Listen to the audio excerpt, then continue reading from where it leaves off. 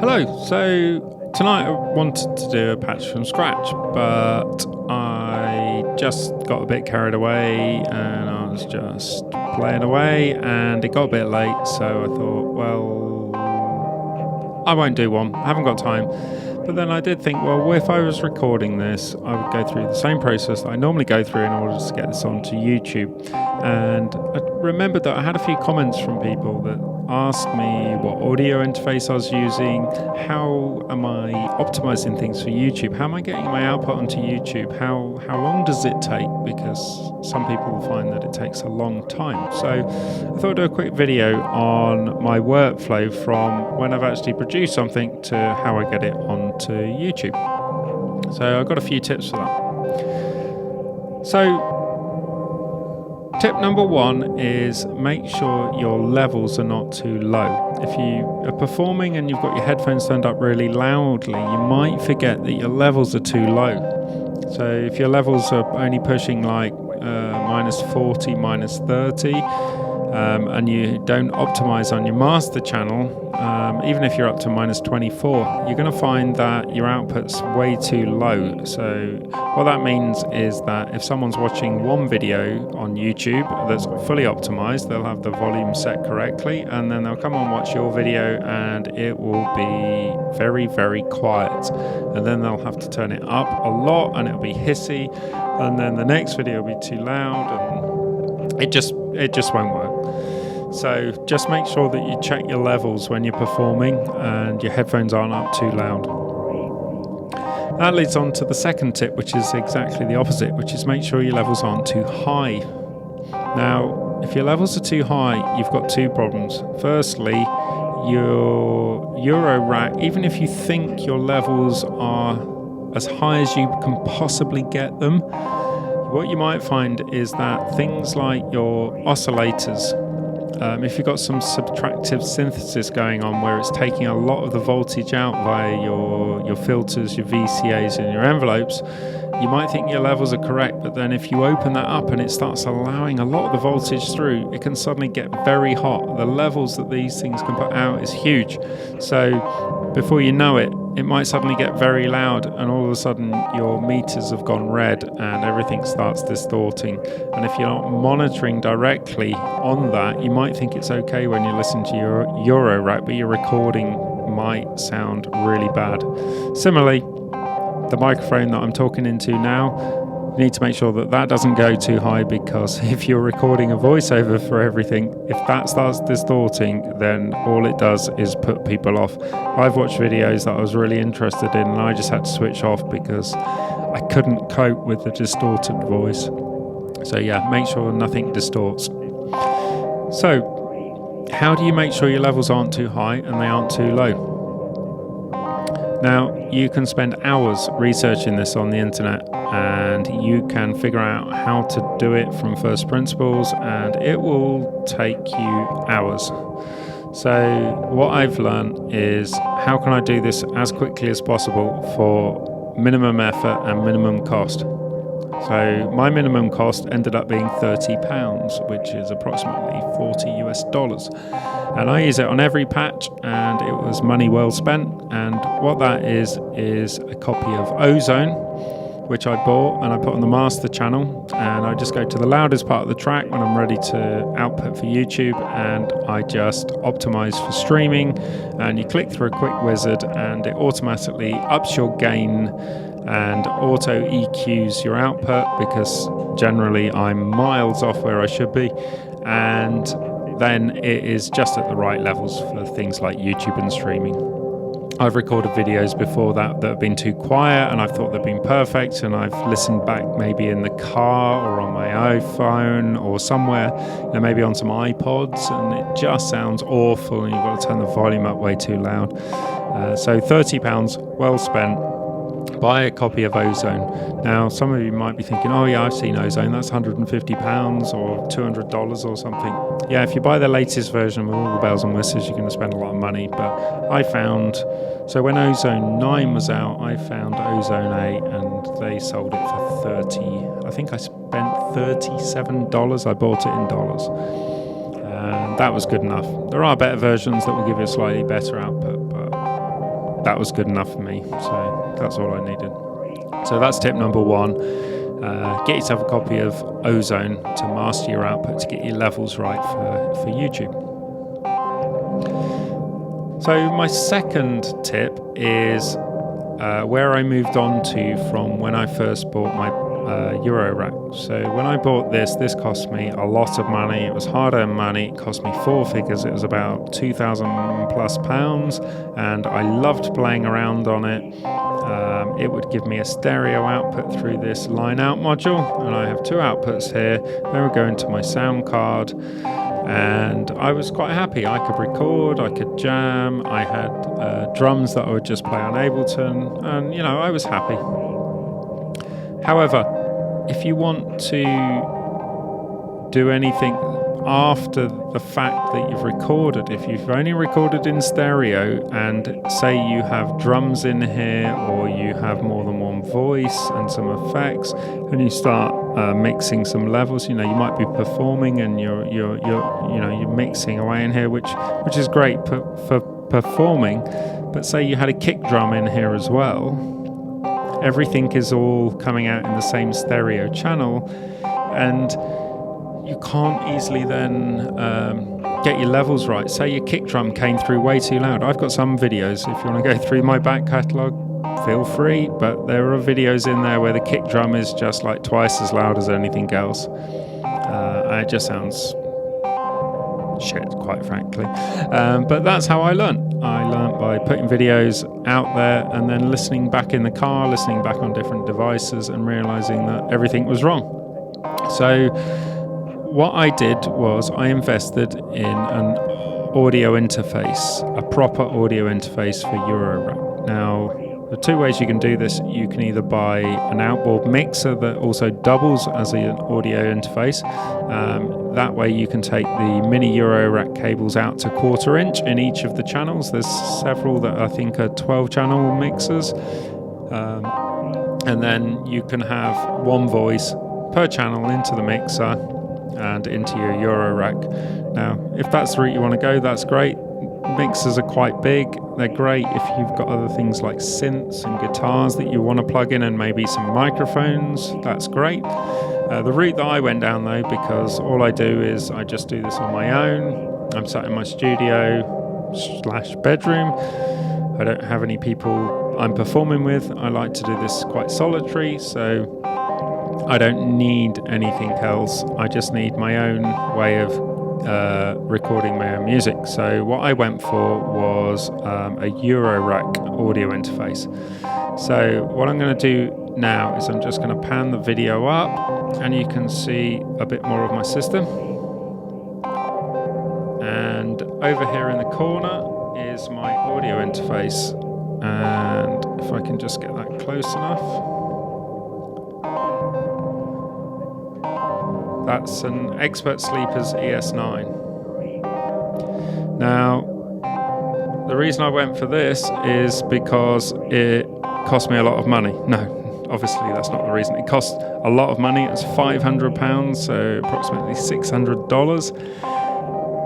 It was the most extravagant purchase that I made because it didn't make any sound, it didn't excite me, it didn't give me any effects. But I wanted to be able to do 1 channel per voice. So I bought one of these, and quite frankly, it's the best £500 I've ever spent. You can spend £500 on a complex oscillator that is amazing, but you might use it in 1 in 10 patches, whereas your audio interface you're going to use in every single patch. So for that reason, I think it's the best value for money I've ever spent. So just a quick rundown of this module then. So it has USB cable here, this white cable. USB-C is plugged into my MacBook Pro, which gives me the audio interface into Ableton. And starting from these green cables here, there are 16 channels in the audio interface. And what you can see there is that those 2 channels that are coming from my palette case from the Mimia phone are going into channels 1 and 2 here. I then have, I think I've got a voice sample from Nebula, which is stereo as well, going into channels 3 and 4. Channel 5 is my kick drum. Channel 7 is my hats. So what this enables me to do is all the things that I like doing in Ableton. So things like I can isolate the kick drum. If it's too loud, I can make it quieter. If it's not loud enough, I can, after I've finished creating the video, I can modify things because they never quite sound right. When you've got an isolated kick drum, obviously you can sidechain your bass line or anything else to it, because I don't want to spend £250 on a WMD compressor, even though I'm probably going to buy one eventually if I ever get around to performing, but that's something that I don't want to spend yet.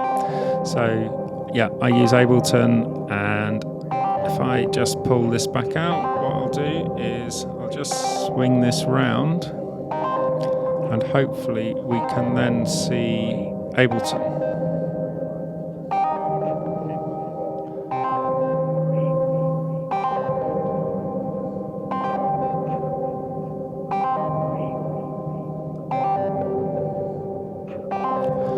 Okay, so just moving over to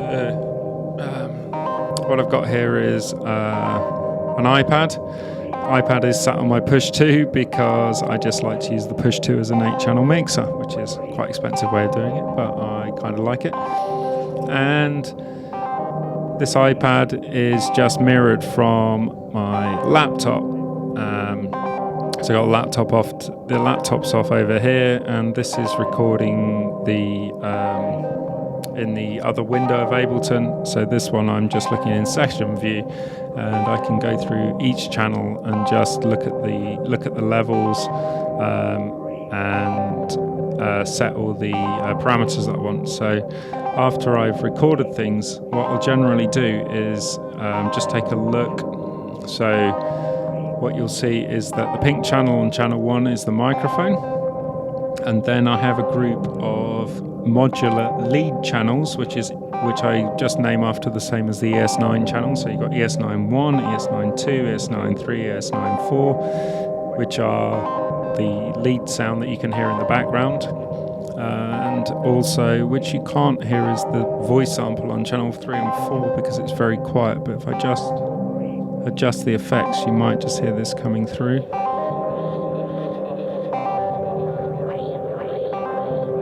Just hear that in the background. So those are coming through on channel 3 and 4. And the reason they're grouped is I can then set the level for all of my non-drum voices.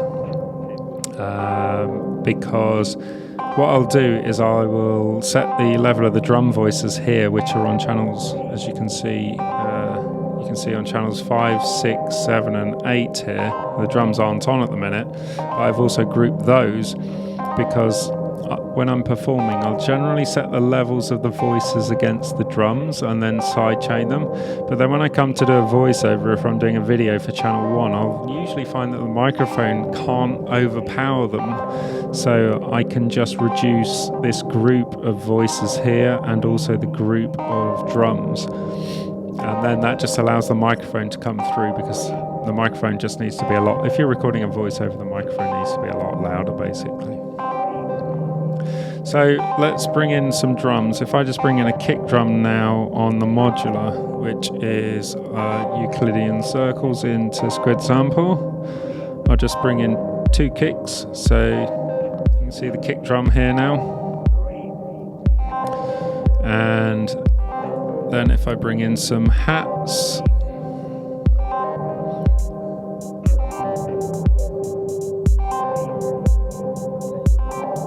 and my second hats.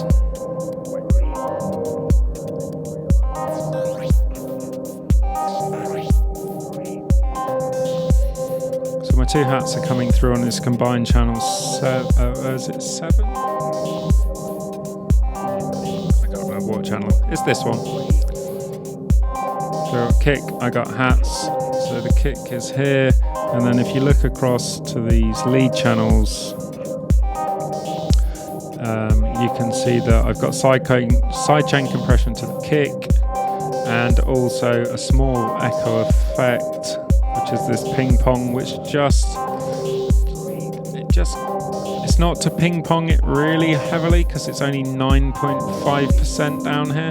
It just gives a little bit of flutter in the headphones, and it just increases the stereo width if you don't have enough in the Euro rack. So if you haven't got enough modules to give you those effects, then you can just cheat in Ableton and just add a small amount here. So sidechain compression, a little bit of echo. What else have we got on here? And I've just got a limiter.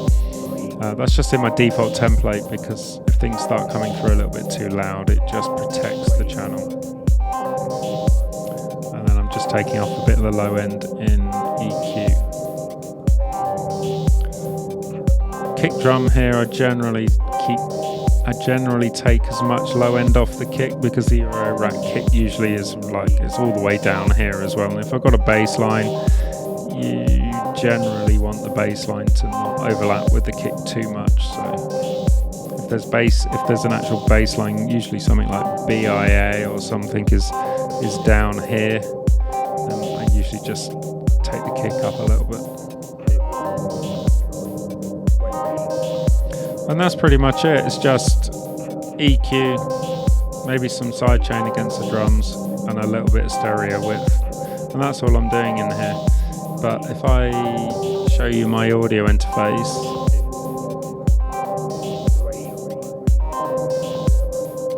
you can see this audio interface here, which is ES9. If I open that, it shows you all the channels. It just comes through as a standard audio interface. The reason I have a Mac and I hate PCs and I'm never going back to PCs for Ableton is because on a Mac you can create an aggregate device very easily. So you can see that the ES9 is coming through here on channels 3 onwards. But I've also combined it with the microphone because my microphone's a USB microphone. So I've combined those in an aggregate device, so Ableton just sees them as one device, which is called ES9 plus MV7. So that's the Shure MV microphone that I bought. I just created an aggregate device. If you do that on Windows, I've tried it, there's third-party software, it seems to work, and then my PC crashes.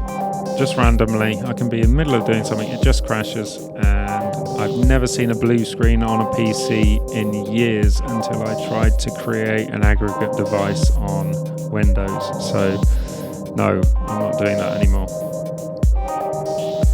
If anyone is a Windows user and you don't know what an aggregate device is, you can just go into this audio devices pages on a Mac, and you just click plus, create aggregate device, and it shows you all of your sound devices.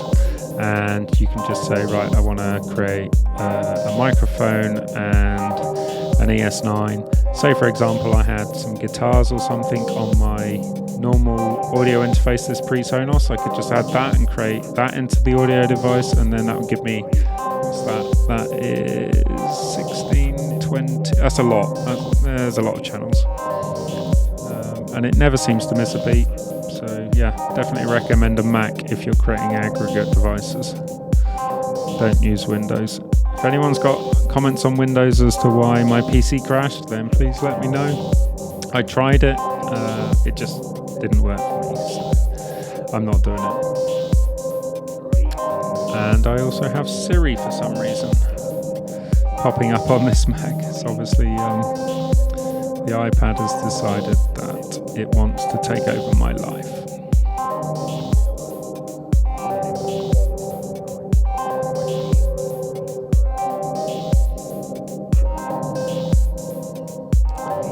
So just to finish this off, if I can just rotate, I'm not sure if I can rotate this around far enough. No, I can't, but there's the laptop recording the session that you can hear me talking on now. And all that's got is each channel set to record. It's just recording, it's doing nothing else.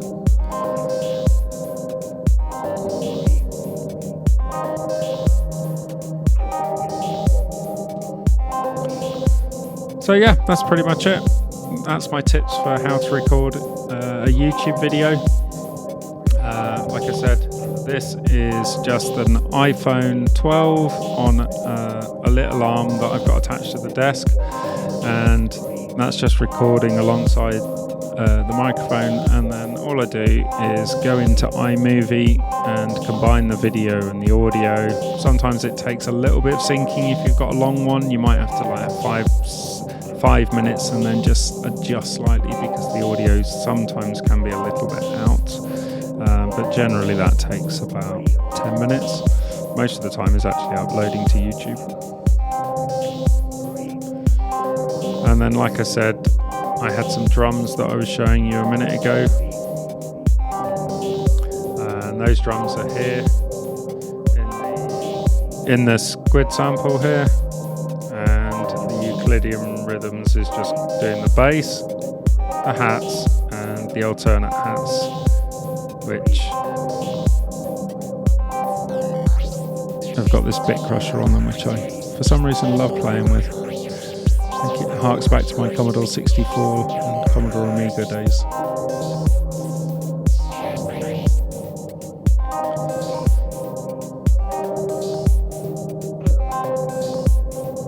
But yeah, that's it. That's how I record my videos to YouTube. If anyone's got any questions, then please ask in the comments. If there's anything that you didn't understand, then yeah, feel free to ask. I'm more than happy to answer. I hope that's been fairly clear. They're just a few tips that I've learned over the past, I think I've been doing this near 18 months now. Probably recording to YouTube for about a year, so 9 months to a year. It's quite nerve-wracking at first, but the more you do, the easier it gets, the more you learn. But if anyone's got any tips, please let me know. If there's anything that you think that I'm doing wrong, again, please let me know. I'd love to hear it. I'm learning every day. Like I say, I keep saying I'm a beginner, even though I've been doing this 18 months now. But yeah, I am still a beginner. I'm learning every day. And any tips that anyone's got, I'd love to hear from people. Okay. I hope you enjoyed this video, and next time, like I said, I did promise to do a video on Mimetic Digitalis, so I will try and get that video done for you on this module as soon as I can. Okay, thanks everyone, bye.